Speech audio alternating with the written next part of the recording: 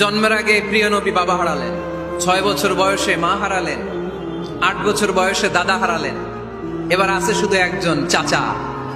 এমন চাচা বাবার চেয়েও বেশি আদর করে বিষ্ণু ইসলামকে লালন পালন করলেন। এ আবু তালেবের ভয়ে আবু জাহেল আমার প্রিয় নবীর গায়ে হাত লাগাতে পারে নাই। তার মানে ভালোবাসায় কোনো ভেজাল? ভেজাল আদর্শে। ভেজাল কিসে? শেষ নিঃশ্বাস ত্যাগ করার আগে আবু তালেব অসুস্থ, আবু জাহেল উতবা সাইবা একদিকে, আমার নবী আরেকদিকে। আমার প্রিয় নবী বললেন, চাচা আজীবন আপনি ছাতার মতো আমাকে আশ্রয় দিয়েছেন, আজীবন আপনি বাবার মতো কোলে পিঠে করে মানুষ করেছেন, একবার শুধু আমার কানে কানে বলেন লা ইলাহা ইল্লাল্লাহ মুহাম্মাদুর, বাকিটা আমি আল্লাহর সাথে বুঝে নেব।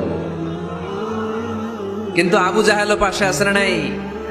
আবু জাহেল কয় না, আবু তালেব খবরদার, আজীবন যে শিরকি ধর্মের উপরে ছিল ওইটার উপরেই থাক, বাপ দাদার ধর্মে চুন কালি মাখিস না। একবার আবু তালেব প্রিয় নবীর নুরানি চেহারার দিকে তাকায়, মনে মনে ভাবে এখনই পড়ে ফেলি কালিমা, মুহাম্মদের আদর্শই আমার আদর্শ বানায় ফেলি।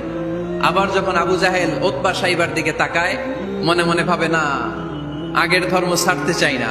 এই দোটানা অবস্থা থেকে শেষ নিঃশ্বাস ত্যাগ করার আগে আবু তালেব এটা বলে মারা গিয়েছে, আলা মিল্লাতি আব্দুল মুত্তালিব, আমি আব্দুল মুত্তালিবের শিরকি ধর্মের উপর থেকে শেষ নিঃশ্বাস ত্যাগ করলাম।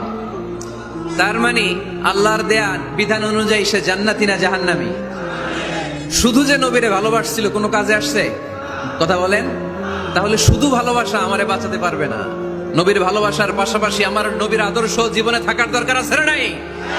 এজন্য আল্লাহ নবীর পরিচয় দিয়ে বললেন, মুহাম্মাদুর রাসূলুল্লাহি ওয়াল্লাযীনা মাআহু আশিদ্দাউ আলাল কুফফারি